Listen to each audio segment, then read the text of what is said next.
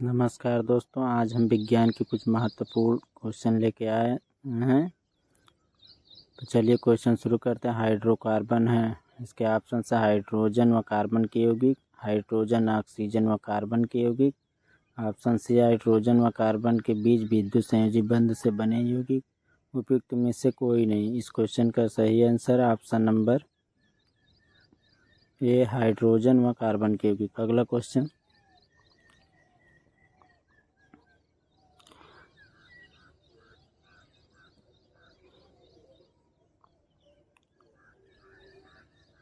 बल के संदर्भ में विचार करें। बल किसी वस्तु की स्थिति या आकार में परिवर्तन कर देता है या परिवर्तन करने की कोशिश करता है। बल एक सदिश राशि है जिसको व्यक्त करने के लिए परिमाण के साथ साथ दिशा की भी जरूरत होती है।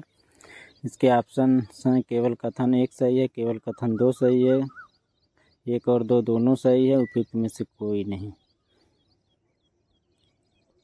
इसका सही आंसर है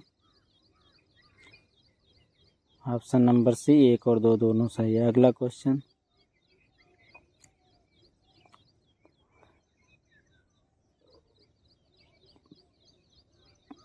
प्रत्यास्थता के संदर्भ में विचार करें। प्रत्यास्थता पदार्थ का वह गुण है जिसके कारण वस्तु अपने ऊपर लगाए गए बाह्य बल से उत्पन्न किसी भी प्रकार के परिवर्तन का विरोध करती है। प्रत्यास्थता की सीमा में किसी वस्तु में उत्पन्न विकृति लगाए गए बल के अनुक्रमानुपाती होती है। इसके ऑप्शन हैं केवल एक सही है, केवल कथन दो सही है। ऑप्शन सी है एक और दो दोनों सही। उपयुक्त में से कोई नहीं। इसका सही आंसर ऑप्शन नंबर सी है। अगला क्वेश्चन,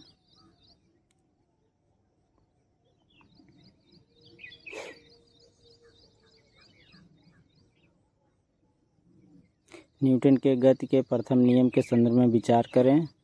बाह्य बल के अभाव में वस्तु अपनी स्थिति विरामावशा एक समान गति को बनाए रखती है। रुकी हुई कार जब एकाएक चल पड़ती है तो उसमें बैठा व्यक्ति पीछे की ओर झुकता है। इसकी व्याख्या न्यूटन के गति के पहले नियम से हो जाती है। इसके ऑप्शन से कथन एक और दो दोनों सही हैं, कथन दो सही है, केवल कथन एक सही है। उपयुक्त में से कोई नहीं। इसका सही आंसर है ऑप्शन नंबर ए, कथन एक और दो दोनों सही है।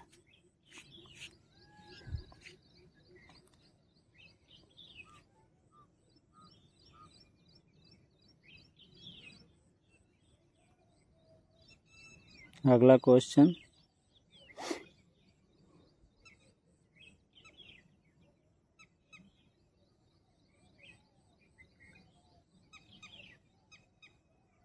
न्यूटन के गति के द्वितीय नियम के संदर्भ में विचार करें।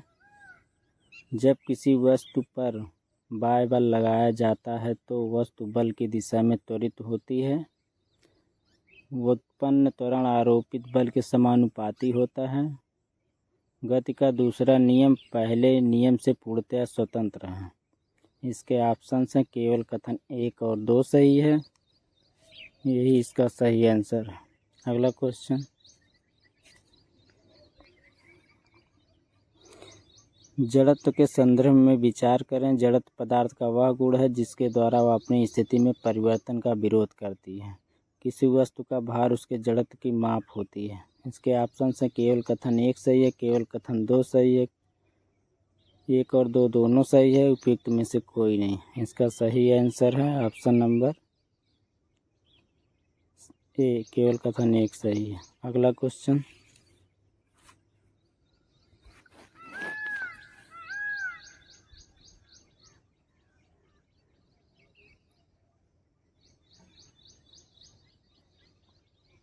निम्नलिखित कथनों पर विचार करें। न्यूटन का गति का तीसरा नियम यह बताता है कि प्रत्येक क्रिया के प्रति प्रतिक्रिया होती है लेकिन विपरीत दिशा में। एकल बल का अस्तित्व नहीं होता है। इसके ऑप्शंस हैं केवल एक सही है, केवल दो सही है, एक और दो दोनों सही है। उपयुक्त में से कोई नहीं। इसका सही आंसर है ऑप्शन नंबर सी, एक और दो दोनों सही है। अगला क्वेश्चन,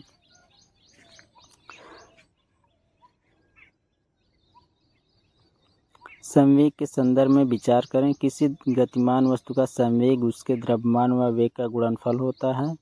संवेग एक अदिश राशि है।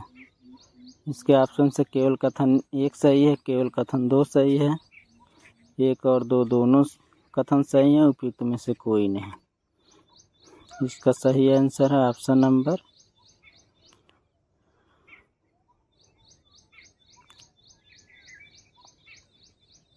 ए, केवल कथन 1 सही है। अगला क्वेश्चन, उत्तल दर्पण से बने प्रतिबिंब की विशेषताएं हैं सीधा और आभासी, वास्तविक और उल्टा। आभासी और वास्तविक दोनों तरह के प्रतिबिंब बनते हैं, उपयुक्त में से कोई नहीं। इसका आंसर ऑप्शन नंबर ए। अगला क्वेश्चन,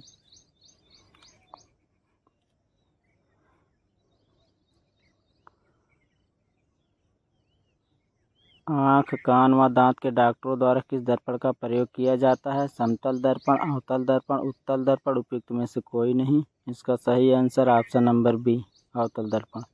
अगला क्वेश्चन, दाढ़ी बनाने तथा मेकअप के लिए कौन सा दर्पण प्रयोग किया जाता है? समतल दर्पण, अवतल दर्पण, उत्तल दर्पण, उपयुक्त में से कोई नहीं। इसका सही आंसर ऑप्शन नंबर बी, अवतल दर्पण। अगला क्वेश्चन, अवतल दर्पण से बने प्रतिबिंब की प्रकृति होती है। इसके ऑप्शन हैं आभासी प्रतिबिंब बनते हैं, वास्तविक प्रतिबिंब बनते हैं, आभासी और वास्तविक दोनों तरह के प्रतिबिंब बनते हैं, उपयुक्त में से कोई नहीं। इसका सही आंसर है ऑप्शन नंबर सी। अगला क्वेश्चन, जल से भरा तालाब उथला दिखाई देता, इसका कारण है? इसके ऑप्शन हैं प्रकाश का परावर्तन, अपवर्तन, प्रकीर्णन। इसका सही आंसर है अपवर्तन। अपवर्तनांक है किसी निश्चित माध्यम के लिए आपतन कोण की ज्या व अपवर्तन कोण की ज्या का अनुपात।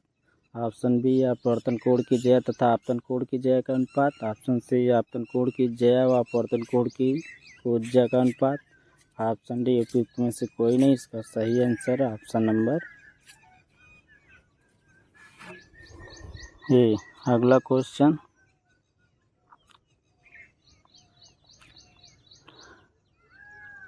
अवतल लेंस से बने प्रतिबिंब की प्रकृति होती है। इसके ऑप्शन हैं प्रतिबिंब हमेशा वस्तु से छोटा और आभासी बनता है, प्रतिबिंब हमेशा वस्तु से छोटा और वास्तविक बनता है। ऑप्शन सी, प्रतिबिंब आभासी और वास्तविक दोनों बनता है।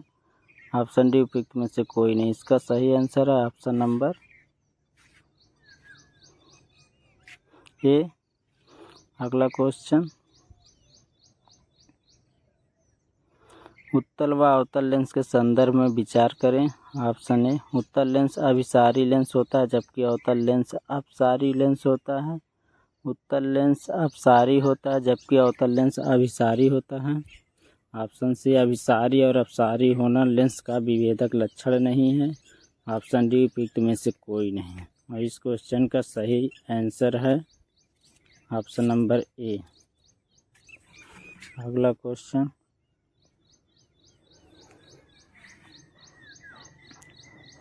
निकट दृष्टि दोष में होता है, दूर की वस्तु स्पष्ट दिख नहीं पाती है, इसमें नेत्र गोलक चपटा हो जाता है तथा प्रतिबिंब रेटिना से पहले ही बन जाता है। इसके ऑप्शन हैं केवल 1 सही है, केवल 2 सही है। ऑप्शन सी, 1 और 2 दोनों सही है। ऑप्शन नंबर डी, उपयुक्त में से कोई नहीं। इस क्वेश्चन का सही आंसर है ऑप्शन नंबर सी, 1 और। अगला क्वेश्चन,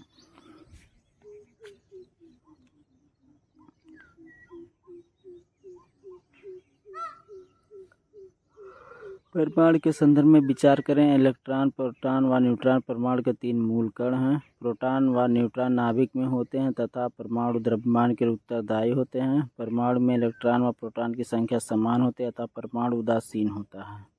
इसके ऑप्शन हैं केवल 1 और 2 सही हैं, कथन 1, 2 और तीनों सही है।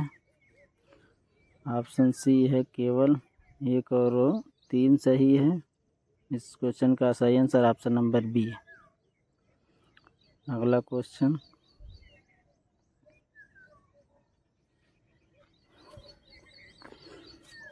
सत्य कथन है? ऑप्शन सभी खनिज अयस्क हैं लेकिन सभी अयस्क खनिज नहीं हैं।